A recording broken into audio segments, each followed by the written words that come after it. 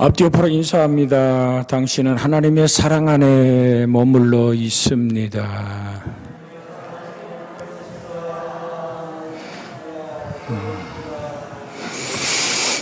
할렐루야. 하나님의 사건. 자, 요한복음 15장 2절에 있는 말씀을 그대로 직역한다면, 헬라어 원어를 그대로 직역한다면 이렇습니다.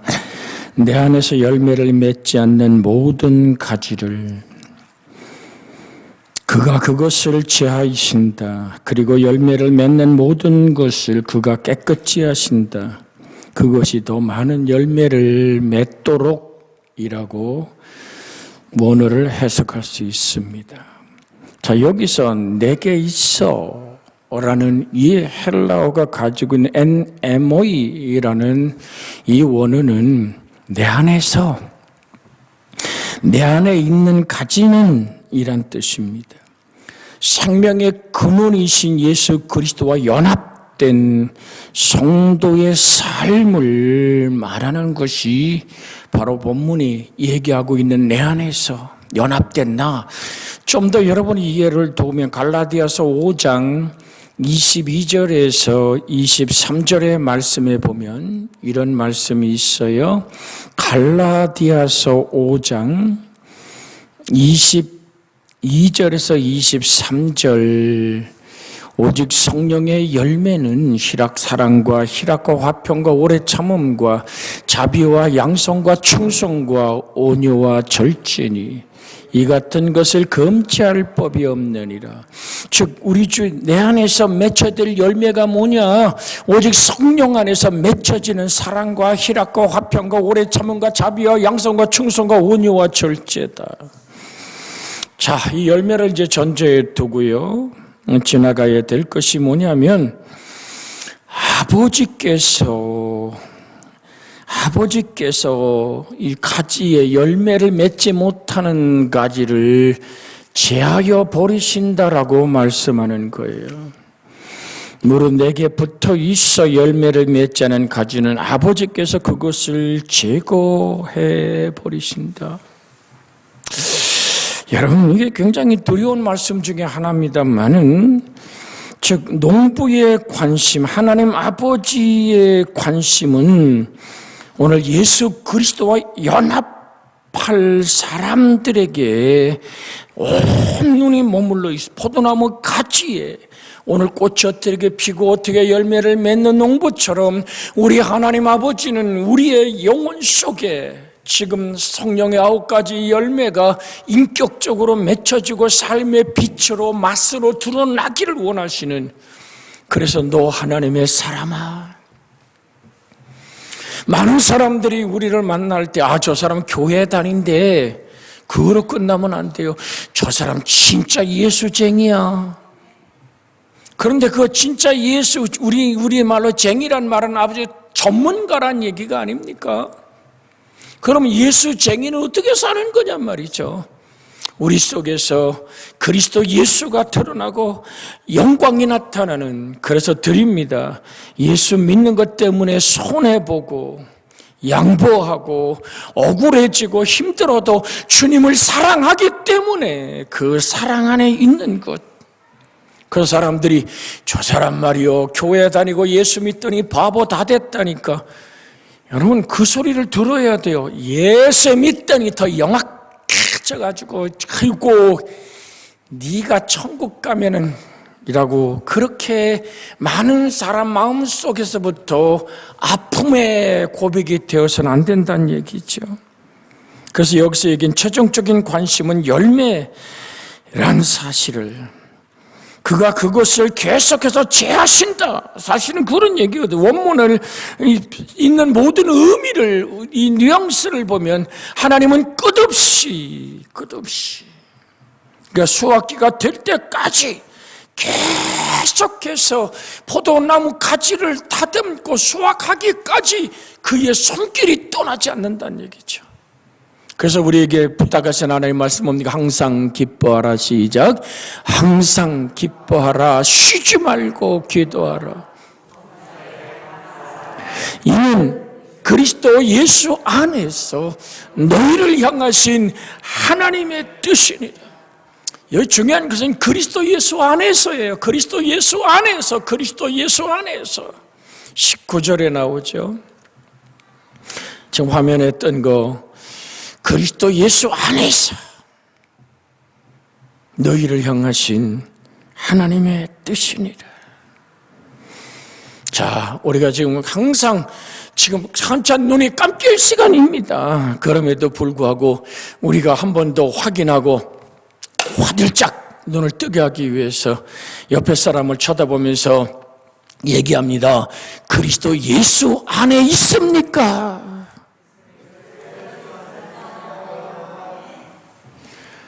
깜빡하다. 뭐 어디 있느냐고 이렇게 묻지 말고 누구 안에? 그리스도 예수 안에.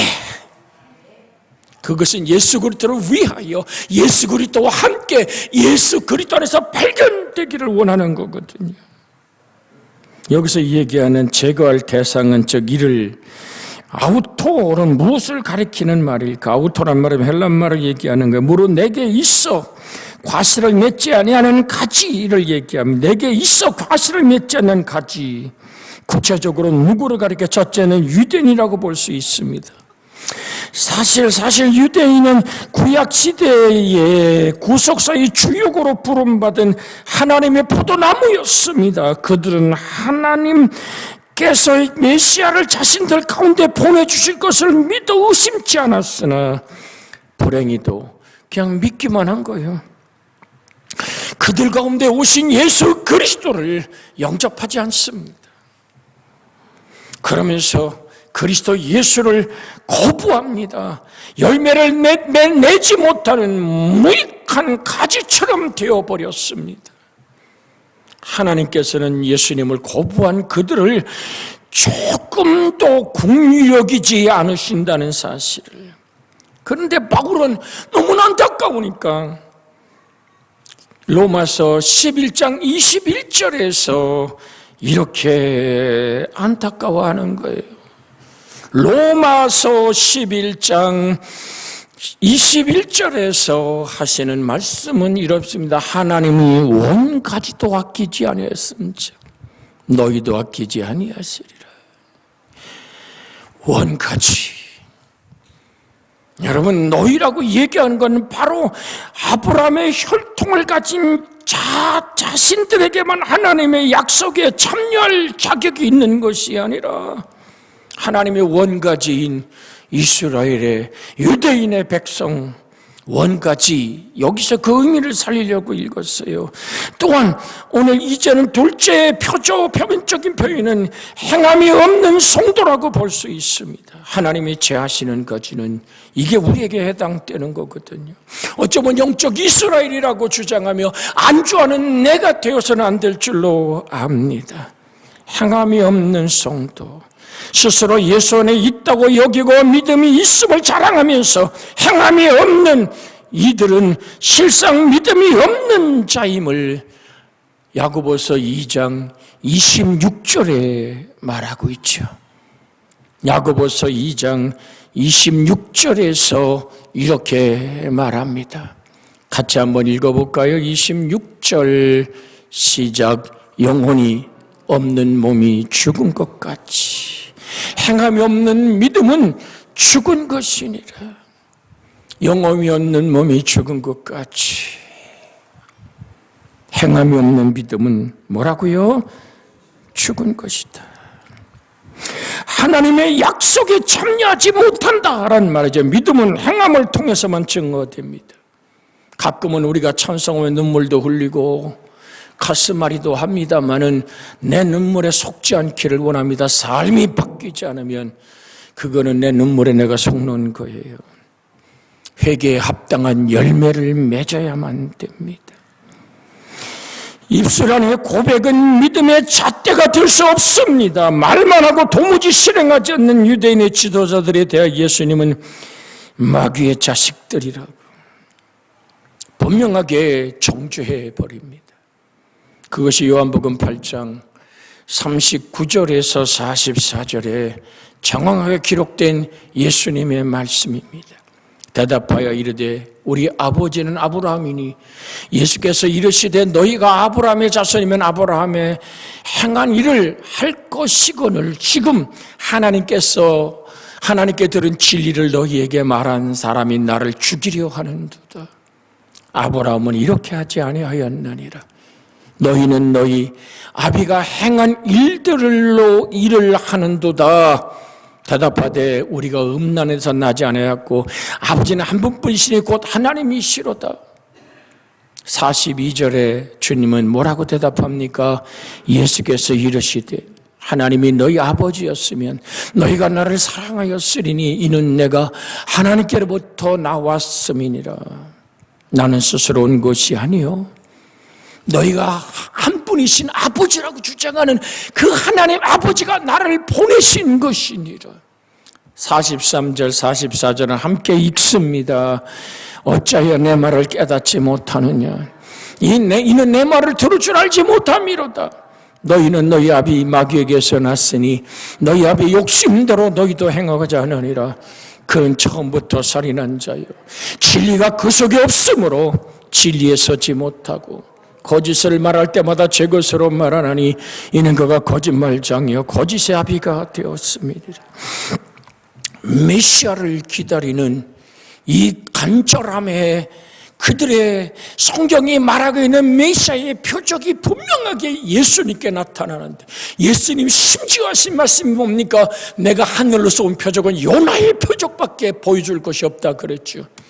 물고기 뱃속에 들어갔다 생명을 다시 소생하여 니느웨의 회개를 외쳤던 그 요나의 표적은 예수님이 죽으시고 부활하신 확실한 승리의 부활 앞에서도 그들은 외면합니다.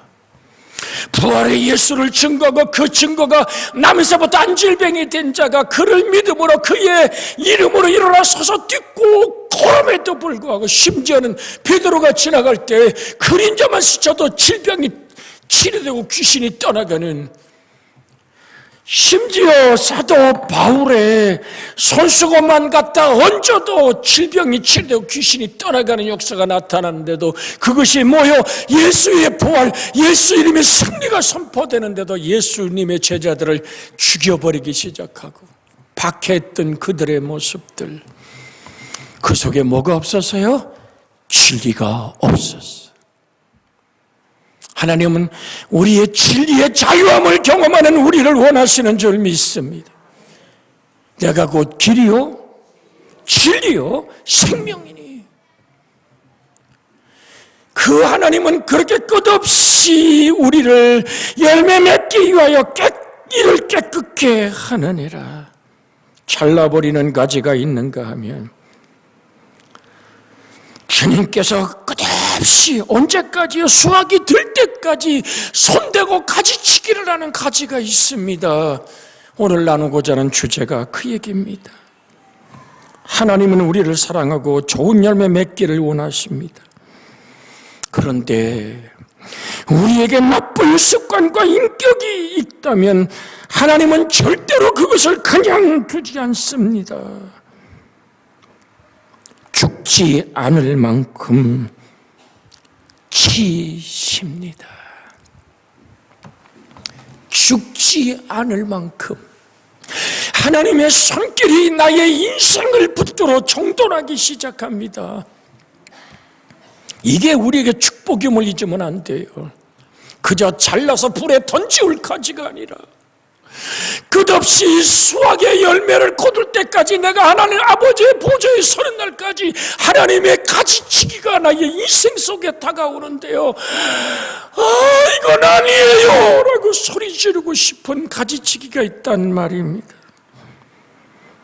나중에 우리의 인격까지 망가뜨리기 때문에 우리의 인생에 붙어있는 잘못된 습성들, 육에서 솟아나는 안목의 정욕과 이생의 자랑과 세상의 욕심들, 자기 숭배로 달려가는 모든 나쁜 습관을 우리 속에 있는 인격에 잘못된 것을 도려내기를 원하시는 거거든요. 적당한 때에 하나님이 수술하신다는 것을 잊어서는 안 될 줄 압니다. 이것이 하나님의 가지치기입니다. 하나님의 수술대 위에 내가 올라가 있다는 얘기는, 여러분, 의사 선생님들이 사람을 수술할 때 어떻게 합니까? 마취해 놓고 정확하게 안 좋은 세포는 도려내고 걷어내고 잘라내지 않습니까? 무섭게 잘라냅니다. 그래야. 그런데 돈 내고 고생하고 통증을 못 이겨서 아프다고 그러면서도 수술대 위에 의사에게 내 몸을 갖다 맡기는, 여러분, 참 여인들이 부끄럽지만 의사 선생님이 청진기 들고 거듭쳐 봐요 그러면 그냥 훌떡 걷는다니까. 왜? 거기에 청진기를 들여대고 여기 들어놓아 봐요 그래서 그냥 기계 속에 집어넣어서 머리까지 발끝까지 MRI 찍어대도 방사선이 나쁘다고, 여러분, 전자레인지 앞에서 몇 발짝 물러서 있으라는 사람들이 그 방사선에 그냥 왔다 갔다 해도 꼼짝하지 마세요. 숨 들여쉬세요 그러면 숨이 막혀도 찍을 때까지 숨 들여쉬고 있잖아. 왜? 이거 해야 당신의 질병이 발견되고, 이거 해야 당신이 치료되고, 이거 잘라내야 당신 삽니다. 저는 그런 사람도 봤어요. 제가 잘 아는 목회자 중에도 잠을 같이 목회자 모임에서 자는데 꼭 나하고 잔데 내가 그렇게 매력 있나 싶었더니 나중에 잘 때 보니까 남자끼리 자는데 보니까 바지를 벗었는데 다리 하나가 의족이었습니다. 그저 나하고 자면 그저 괜찮다고 느껴져서 나하고 잔데 내 방에. 그랬더니 너무 힘들었다고 의족을 끌어내니까 허벅지 위에만 자기 살이 살아있더라고요. 몰랐지요. 그 다음에 아침에 일어나 발을 끼더라고요. 그래야 세수도 한다고. 여러분, 썩으니까 당신 부서지고 썩어 들어가는 이 허벅지 밑으로 이거 잘라내지 않으면 당신 죽어요 하니까 내 발이라도 잘라버리는 거예요. 그 얘기를 하더라니까 자기도 모르게 잘라진 발인데도 첫번에는 있는 줄 알고 뛰어내리다 뒹굴어진 적이 얼마나 많은지 모르는데, 잘라진 다리인데 자기 생각 속에 여전히 다리가 붙어있다고 생각한대. 여러분, 무슨 말 하는지 아시죠? 하나님이 가지치기를 할 때 원망해서는 안 됩니다. 너무하신다고 말해서는 안 됩니다. 하나님은 아마추어가 아니십니다. 정확한 하나님이 때에 수술을 하십니다. 하나님은 실수가 없으신 분이십니다. 이게 그냥 여러분에게 하는 설교 같아도 이 하나님의 가지치기를 당해보면 너무 아파서 너무 입술을 깨물고 입술에 피멍이 들어도 감사합니다 할 수 있는 나의 신앙이 되기를 주님께 사모해 보는 것입니다. 우리 앞으로 한번 인사합시다. 하나님은 실수가 없으십니다.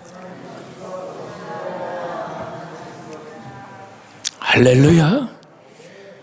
우리 때론 그럴 수 있어요. 하나님, 왜 나만 이런 아픔 속에 있습니까? 라고 얘기할지 몰라도 그 아픔이 가시가 되어 내가 하나님께 기도할 수 있다면, 그 아픔이 가시가 되어 내가 오만하고 교만하면서 물러나 겸손히 무릎 꿇을 수 있다면, 그 가시가 축복이 되어 하나님의 은혜가 내게 머물러 있음을 확인할 수만 있다면 우리는 바울처럼 하나님께 감사하는 영혼이 되어야 될 줄로 믿습니다. 불필요한 것, 입만 무성한 것, 바른 과실의 양분을 모두 도둑질해가는 가지만 골라서 잘라낸다는 사실을 기억하십시오. 이것이 하나님의 가지치기입니다. 하나님이 가지치기를 하실 때 우리는 욥과 같은 인물하고 동일시하지 마십시오. 많은 사람이 조금만 아프기만 욥도, 여러분 욥을 건든 것만큼 건들면 싹 죽어요. 살아남을 사람 몇 명이나 있어요. 그래서 드립니다.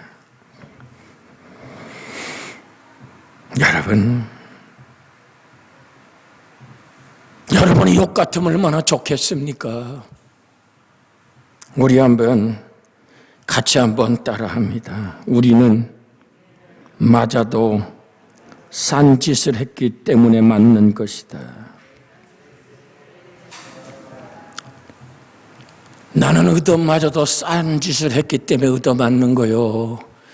그렇게 생각할 때 욥도 아니요, 여러분, 아니야. 당대의 의인처럼 하나님 여호와의 보좌에서 사단과 놓고 그렇게 씨름할 정도의 존재는 아니에요.